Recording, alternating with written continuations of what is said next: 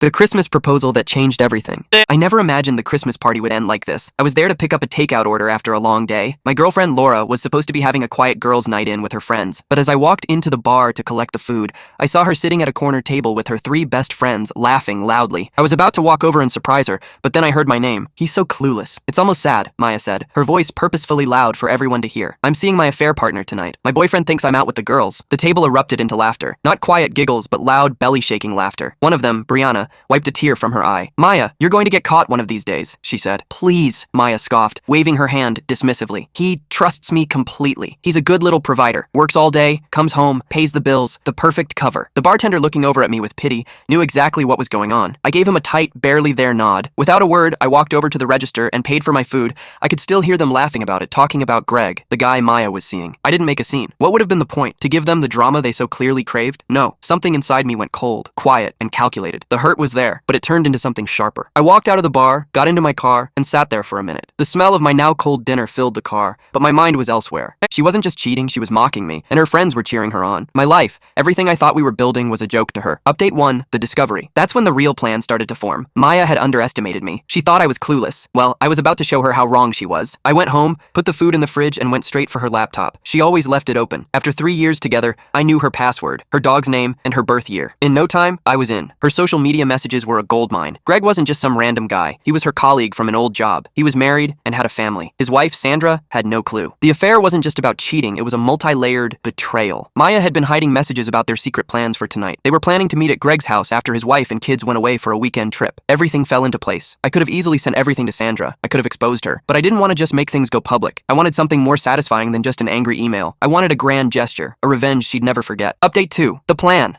The 48 hours that followed were the most focused of my life. Everything was calculated and precise. My first step was to get Greg out of his own house on the night of their planned meeting. I found out where he worked, an average tech company, and a little more digging revealed his boss's name. I crafted a believable emergency email from a concerned colleague, pretending to overhear Greg talking about exploiting a security flaw at work. Then I reached out to Sandra. I created a new email address and sent her a direct message. Sandra, I'm a stranger, but I have information that deeply affects your family. Your husband Greg is having an affair with a woman named Maya. They are planning to meet tonight at your house. I've attached screenshots of their conversations, including their plans for this evening. What you do with this information is up to you. I sent the email, deleted the account, and waited. Next, I needed to make sure Maya could get into the house. I used a text spoofing app to send Greg a message from Maya. It said, "Hey, running a little late. Leave the back door unlocked for me. Can't wait to see you." Now, I was ready. Update 3, the moment of truth. I tracked Maya's location the entire night through the app we used to share. She was on her way to Greg's house, just as planned. At 9:15 p.m., her icon arrived at his address. I imagined her walking up, expecting the night to unfold just like she thought, only she was walking into a trap. I waited for her calls to start coming in. Sure enough, at 9:27 p.m., Maya tried calling. I ignored it. Then came the frantic texts. "Where are you? Call me right now. Something terrible has happened." The voicemails piled up. The first one was her sobbing. The second one more coherent. "His wife is here. She knows everything. She has pictures. How did she know? She kicked me out. Greg's not answering his phone. Please, you have to come get me." I just let the messages pile up. I didn't respond. I didn't need to. Maya's perfect secret was crashing down, and she was looking for the one person she had wronged to come and save her. I didn't respond to any of her calls. Instead, I enjoyed my beer and watched a movie. She was stranded on the sidewalk 45 minutes away from home, and I was going to let her experience the consequences of her actions. Final update, the aftermath. The fallout after that night was inevitable. Maya's phone blew up, filled with a string of angry texts, followed by a call from her mother, Carol. She tried to guilt-trip me, but I stood firm. "Did Laura tell you why I did that? Did she mention that she was planning to humiliate me?" I asked her. She bragged about it. I was given an ultimatum that was actually a trap. Carol, stammering, had no response to that. She hung up soon after. The next few weeks were all about logistics. I met with Sarah, Maya's sister, and we got the house listed. She was a fantastic realtor, and her professionalism was a welcome relief. Laura's legal threats didn't get far. When the lawyer sent a blustering email demanding money for emotional distress, I laughed it off. Laura's minimal contributions to the household meant she had no legal claim to the property. As for Maya, her friends turned on her. They stopped backing her up when they realized the truth. The video of her humiliating expression after my grand gesture was circulated, and the narrative she tried to spin fell apart. Final thoughts. It's been a few months now.